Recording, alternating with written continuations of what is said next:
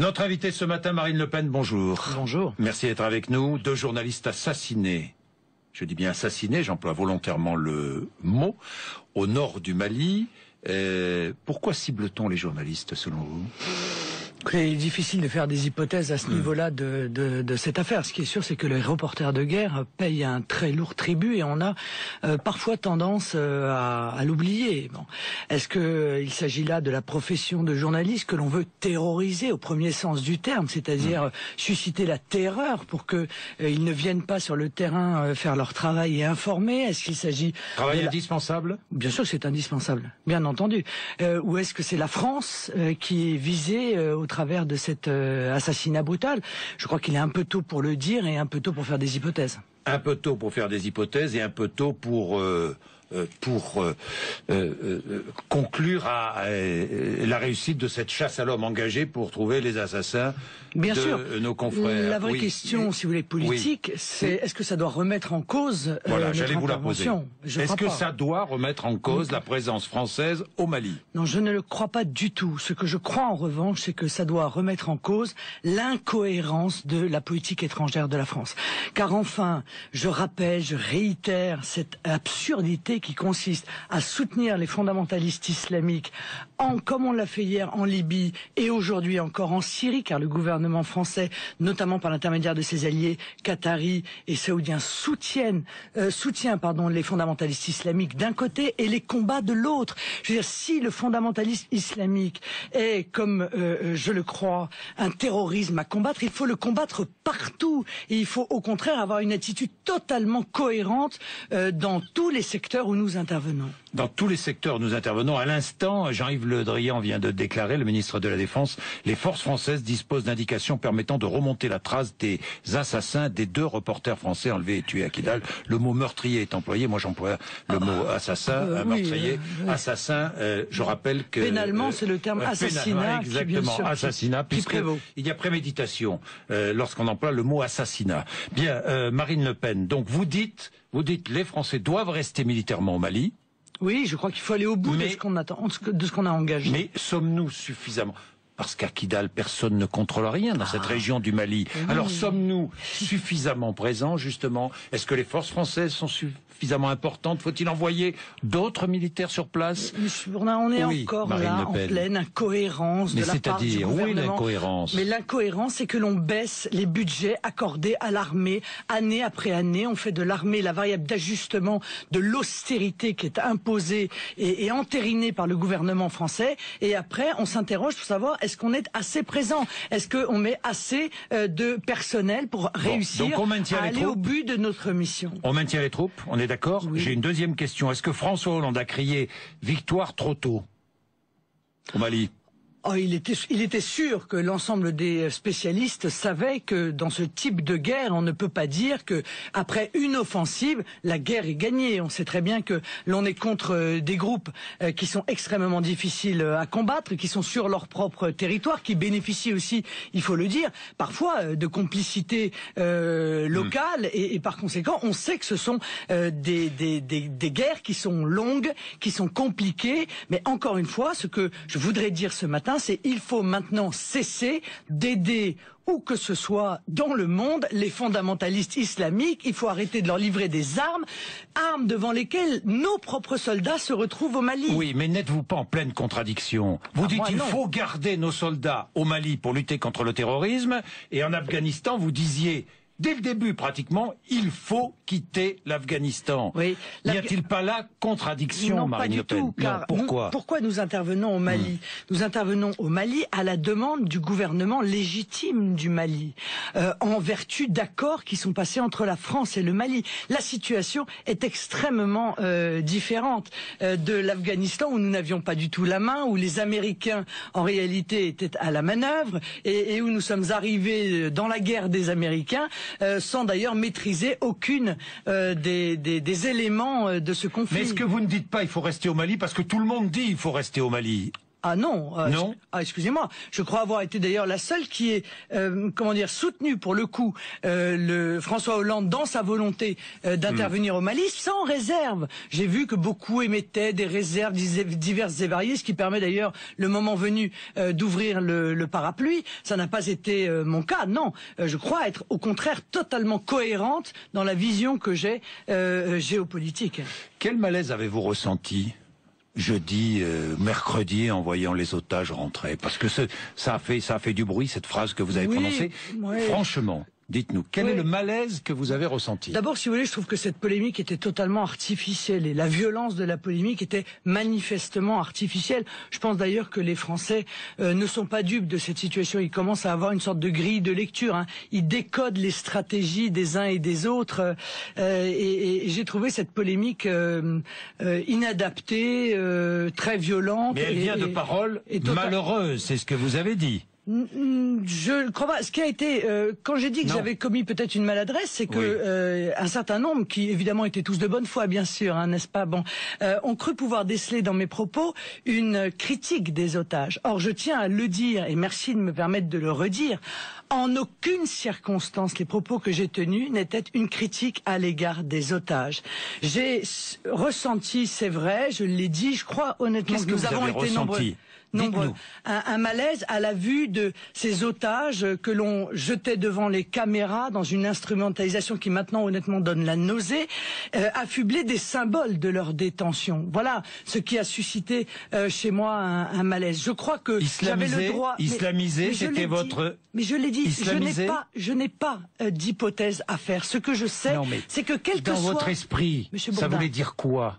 Monsieur Bourdin, quelle que soit l'hypothèse, le gouvernement français était responsable et coupable d'avoir mis ces otages comme ça, en les tirant par la manche, comme on l'a vu de la part de Monsieur Fabius, une image, rien que celle-là était choquait, heurtait, dans le cadre d'une opération de communication qui vise systématiquement à la libération des otages, à chercher par les gouvernements à tirer un bénéfice politique. Alors, je vais vous dire, c'est déjà scandaleux quand les otages sont retenus depuis 2 mois ou depuis 3 mois, mais lorsqu'ils sont retenus depuis 3 ans. On touche du doigt quand même la somme de souffrance psychologique que ça doit représenter. Penser qu'ils étaient islamisés, n'était-ce pas atteindre... toucher à leur honneur, à leur intégrité intellectuelle. D'abord, je ne l'ai pas, ça, je ne l'ai pas dit. Vous n'avez pas dit. Mais est-ce que vous l'avez pensé? Je n'ai pas d'hypothèse et je pense que ça n'est pas mon rôle. Voilà. Je le redis clairement, ça n'est pas mon rôle d'émettre des hypothèses. Mais quelles que soient les hypothèses. En désignant les attributs d'une islamisation possible. C'est pas le problème. Ce sont les attributs. Est-ce que vous n'avez pas laissé sous-entendre que vous pensiez qu'ils étaient islamisés? Non, je n'ai rien laissé sous-entendre d'autre que ce que j'ai dit. J'ai dit je ne veux pas donner de théorie et quelle que soit l'hypothèse, de toute façon c'est le gouvernement français qui est coupable et ce sont les otages qui sont victimes. Vous parlez de trucs islamisés. Non, moi j'y ai vu les symboles de leurs ravisseurs, j'y ai vu les symboles de leur détention et je crois que beaucoup de Français ont vu ça aussi. Bien. Vous avez vu Jean-François Copé qui vous a accusé immédiatement en disant ça ne nous étonne pas. Marine Le Pen est dénuée de toute humanité, la stratégie de dédiabolisation est un leurre, le vernis craque. Que lui répondez-vous ce matin? Le vernis craque? Non, mais écoutez, je réponds à Monsieur Copé que il essaye sur mon dos de régler son problème de désamour profond avec les Français, du fait que le parti qu'il dirige n'apparaît plus du tout comme une alternative crédible, que les Français n'ont plus confiance dans le PS, certes, mais ils n'ont plus confiance non plus dans l'UMP qui a trahi toutes ses promesses. Monsieur Copé ferait mieux d'arrêter de calquer sa communication sur celle d'Harlem Désir parce que ça ne lui réussira pas plus. Oui, mais Marine Le Monsieur Pen... Copé, il doit faire de la politique car il est censé être un responsable politique. S'il nous fait du SOS racisme et s'il met ses pas dans ceux de Harlem Désir, eh bien je ne suis pas sûr qu'il regagne la confiance de ceux qui un jour ont voté pour son mouvement. Marine Le Pen, Jean-François Copé fait allusion allusion aux insultes adressées à Christiane Taubira, traité de singe, de guenon. Il fait allusion à des propos antisémites qui seraient tenus sur une page Facebook ou en Seine-et-Marne. Non mais écoutez, moi, je vous demande simplement si ça suffit. Mais monsieur, est-ce que ça ne suffit dans un pays qui est aujourd'hui, quand on est un grand responsable politique, on ne va pas chercher ses arguments dans des commentaires sur Facebook. Car je vais vous dire une chose, monsieur Bourdin. Si on commençait à aller regarder sur les commentaires des forums de tous les journaux, de toutes les télés, de tous les responsables politiques, on se poserait la question de savoir si vraiment les uns et les autres sont responsables de ce qui peut être écrit en commentaire sur leur page Facebook. Je crois que ça n'est pas sérieux, ça n'est pas raisonnable de sa part, et ça démontre que politiquement c'est un tout petit monsieur. Bien, Marine Le Pen, la Bretagne, vous n'avez pas appelé à manifester avec les bonnets rouges? Non, mais je n'ai pas besoin... Vous les soutenez ou pas? Mais bien sûr que je les soutiens. Vous soutenez cette révolte bretonne? Bien entendu. Et je vais même dire quelque chose de plus important. Les problématiques qui sont soulevées par cette manifestation populaire, l'eurofort, la concurrence internationale déloyale, l'austérité qu'ils vivent de plein fouet et qui est imposée par l'Union européenne et acceptée par les gouvernements UMP et PS, parce que ça date pas d'aujourd'hui, l'austérité, ça date même pas du mandat de François Hollande. Ça a commencé sous Nicolas Sarkozy. Je vous rappelle 84 taxes en 2 ans. 1 an Nicolas Sarkozy, 1 an François Hollande. Eh bien, ce sont des problématiques qui sont niées par la classe politique. On ne peut pas nier un problème lorsqu'il existe et on se trouve confronté, c'est le cas de la classe politique aujourd'hui, au mur des réalités. Et lorsque l'on nie un problème ou lorsqu'on le minimise, eh bien, qu'est-ce qui arrive? Il y a un grand mouvement populaire qui monte et qui rappelle la réalité à la classe politique. Ça ne vous choque pas des portiques brûlés? Ça ne vous choque pas la destruction d'édifices publics, enfin édifices, ne sont pas des édifices, non, mais d'abord ils sont pas publics. Enfin ils sont semi-publics. Et j'ai été d'ailleurs la première. Oui, j'ai d'ailleurs été la première à soulever mardi dernier des questions. Vous voyez comme quoi c'est quand même utile de poser des questions sur Ecomove, cette société italienne qui a bénéficié d'un contrat, moi je considère léonin, dans lequel l'ancien gouvernement UMP a quand même signé une clause de sortie, de résiliation à 800 millions d'euros, ce qui est absolument spectaculaire. Ce que je veux dire, c'est que si ces portiques tombent aujourd'hui, c'est de la faute du gouvernement, une fois de plus. Parce que vous encouragez ceux qui font brûler des... Non, c'est pas ce que vous dites. J'essaye de donner, excusez-moi, j'essaye de donner une vision politique à cela. Ce que je veux dire, c'est que ces portiques, ils sont les victimes de la politique gouvernementale, si j'ai bien compris. Non, mais non seulement ça. Mais le problème, c'est qu'il suffisait que le gouvernement dise, nous supprimons l'écotaxe. Vous demandez la suppression de l'écotaxe? Bien sûr. Or, en disant nous suspendons l'écotaxe, compte tenu de la perte totale de confiance dans la parole publique, et il y a de quoi, puisqu'ils changent d'avis tous les 2 jours, eh bien, il est vrai que ceux qui subissent cette écotaxe se disent, bon, alors, peut-être demain, cette épée de Damoclès va nous retomber à nouveau dessus et va nous trancher la tête. Nous ne voulons pas avoir la tête tranchée et par conséquent, nous prenons les devants. Eh bien, si le gouvernement a ordonné cette suspension, il a eu tort de le faire et c'est lui qui est responsable de la situation. Si de nouvelles manifestations sont organisées, ce qui est fort possible et même peut-être probable, vous soutiendrez? Pourquoi est-ce que vous n'appelez pas? Pourquoi est-ce que vous n'appelez pas? Vous appelez à manifester ou pas, Marine Le Pen? Je comprends pas très bien votre positionnement. C'est un positionnement purement politicien qu'est le vôtre, non? Mais pourquoi? Non, je ne sais pas. Écoutez, Monsieur Bourdin, nous avons été, permettez-moi, les seuls à dénoncer quand même l'austérité, le dumping social, le dumping social. Le dumping social qui? Qui donc a dénoncé le dumping social? À gauche, à gauche. Mais bien sûr, à gauche, à gauche. Monsieur Mélenchon, par exemple. Bien sûr, Monsieur Mélenchon, qui a d'ailleurs traité d'esclave ce mouvement populaire qui s'est levé en Bretagne et qui a manifesté à Quimper. La première chose qu'il a fait, c'est de les insulter parce que pour une fois, eh bien, il n'arrivait pas à canaliser la colère grâce à ses syndicats. Et oui, c'est vrai que le peuple n'a plus confiance dans les responsables politiques. Et ce sont les syndicats qui conduisent cette révolte, Marine Le Pen. Non, c'est faux. C'est la FNSEA, c'est Force ouvrière, c'est le Front de gauche, c'est... Non. Non, je ne le crois pas du tout. C'est ce qu'ils cherchent à faire croire. La réalité, c'est que c'est un mouvement populaire avec des petits patrons, avec des salariés de l'agroalimentaire, avec des agriculteurs, avec des pêcheurs. Et ce sont ceux-là qui disent maintenant stop. Mais le Front National a toujours dénoncé le dumping social, y compris intra-européen, alors que tout le monde nous disait que l'Europe allait apporter la prospérité, la joie, le bonheur et la fraternité. Nous avons dit l'Union européenne est en train de créer les conditions de la guerre entre les salariés, de la guerre entre les régions, de la guerre entre les pays. Et c'est le Parti socialiste et l'UMP qui ont cette responsabilité, parce que tout ça, c'est quand même une coproduction. Union européenne, UMP, PS, l'austérité, coproduction, le dumping social, coproduction, l'écotaxe. Mais le symbole de l'UMPS, c'est l'écotaxe, conçu par l'UMP, voté par l'UMP, mis en œuvre par le Parti socialiste. Marine Le Pen, les manifestants demandent entre autres l'interdiction pour une entreprise qui fait des profits de laisser ses salariés sur le carreau. Vous êtes d'accord avec ça? Non, mais c'est pas les manifestants qui réclament ça. Les manifestants, ils réclament... Ils réclament quoi? Ils réclament qu'on arrête de les mettre en concurrence internationale déloyale, qu'on protège les produits français. Ils réclament ça aussi? Non, c'est quelques syndicats probablement qui réclament ça, mais je suis pas sûr que l'ensemble des manifestants réclament ça.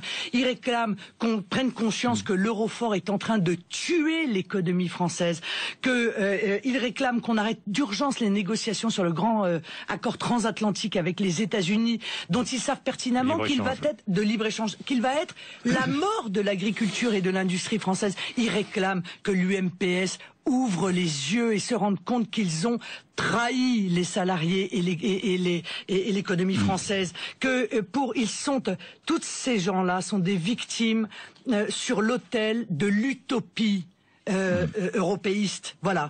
Ils ont été Mais vous n'êtes pas favorable à cette idée. Ils ont été sacrifiés sur l'autel de l'utopie européiste. Et qui a soutenu l'utopie européiste? L'UMP et le PS. Qui a construit cette Europe-là? L'UMP et le PS. Et pourquoi ils ne veulent pas admettre aujourd'hui qu'ils ont tort? Mais parce que ça démontrerait qu'ils sont des incompétents et qu'ils portent une très lourde responsabilité dans les millions de chômeurs, dans les millions de pauvres qui existent aujourd'hui en France. Ne changeons surtout pas de cap, disait hier Najat Vallaud-Belkacem, qui était sur BFM TV hier soir. Les Français demandent un changement de cap. Quel changement demandez-vous, Marine Le Pen? Changement radical du modèle économique. Aujourd'hui. Un changement radical du modèle économique, l'abandon total de l'européisme, l'abandon de la politique ultralibérale, l'abandon du laisser-faire, laisser-passer qui est à l'œuvre depuis 20 ans et qui a ruiné notre industrie, notre agriculture, le retour à la nation qui est la structure la plus performante pour assurer la sécurité, la protection des Français, la dissolution de l'Assemblée nationale. Ce gouvernement n'a plus de... La dissolution, nous allons voter 2 fois. Au printemps prochain. Et on votera autant de fois qu'il le faut pour que le peuple puisse s'exprimer. Vous demandez aujourd'hui la dissolution. Enfin, Monsieur Bourdin, on voit bien que le gouvernement changer de cap, garder le cap, mais il n'y a pas de cap. Quel est le cap en matière de fiscalité? On ne sait pas. Quel est le cap en matière d'immigration? Ça dépend des jours de la semaine. Quel est le cap en matière d'Europe? On ne le sait pas non plus. Et quand on ne sait pas, eh bien, il faut revenir au peuple. C'est ça la sagesse, et c'est ça la sagesse de la démocratie. Le peuple doit reprendre la main pour redonner un cap à la France. Et je ne vois que la dissolution de l'Assemblée nationale et le retour à des élections législatives pour redonner la parole au peuple. Mais immédiatement? Oui, immédiatement, oui. Immédiatement? Oui. Bien avant les élections municipales, puis les élections européennes? Mais où est le problème? Il n'y a absolument aucun problème à organiser des élections législatives. Encore une fois, ça permettra aux Français de redonner un cap, d'exprimer la volonté qui est la leur, d'exprimer les choix politiques et économiques qui sont les leurs. Jean-Louis Borloo, François Bayrou qui vont... Mais pourquoi souriez-vous là tout à coup? Non, pourquoi? Pourquoi? Rien. J'aime bien les mariages, ça me donne le sourire. Mais pourquoi c'est... Non, mais je comprends pas pourquoi. Il y a une forme de mépris. Non, il n'y a pas du tout de mépris. C'est peut-être la naissance d'un centre fort, non? Je vais vous dire, non, vous n'y croyez pas? Si vous voulez pourquoi? Parce que ce soit l'UD ou le MoDem, si vous voulez, un coup ils sont avec le PS, un coup ils sont avec l'UMP, c'est un peu les mercenaires, un peu des élections. Mais en revanche, toujours être dans le clivage et toujours. Écoutez, j'allais vous donner pour ou contre. J'allais leur donner une qualité. Ils apportent rien de plus politiquement. Ce sont des fédéralistes nationalistes européens comme l'UMP le PS, ce sont des immigrationnistes comme l'UMP le PS, ils sont pour l'austérité, mais au moins, à la différence de l'UMP et du PS, eux, ils assument cela. Eh bien, je trouve que rien que cela, ça mérite peut-être de leur accorder un satisfecit. Car l'UMP et le PS font la même politique que celle que veut mener l'UDI et le MoDem, mais ils ne l'assument pas. Et moi, j'attends, vous voyez, je commence à voir l'UMP et le PS nous expliquer qu'il faut une Europe protectrice, que ça ne peut plus durer comme ça, que ça commence à bien faire, alors qu'en réalité, ils ne font rien et qu'ils sont surtout responsables de la manière dont l'Union européenne s'est construite et des ravages des politiques européennes sur notre économie et sur notre système de protection sociale. Dernière question, la taxe à 75%, est-ce que vous soutenez les clubs professionnels de football qui veulent faire grève? La journée blanche, c'est une astuce de communication qui veulent faire grève à la fin novembre. Pas du tout. Je trouve ça, non, je trouve ça indécent. Honnêtement, ça ne touche que quelques clubs. Il va y avoir 44 millions qui vont être perçus, dont 20 millions sur le PSG, qui encore une fois a dépensé 300 millions depuis 2011 en transfert. Alors ils sont plus à 20 millions près, si vous voyez ce que je veux dire. Je trouve ça indécent quand on voit la situation de difficulté dans laquelle se débattent les Français. Merci Marine Le Pen d'être venue nous voir. 8h56.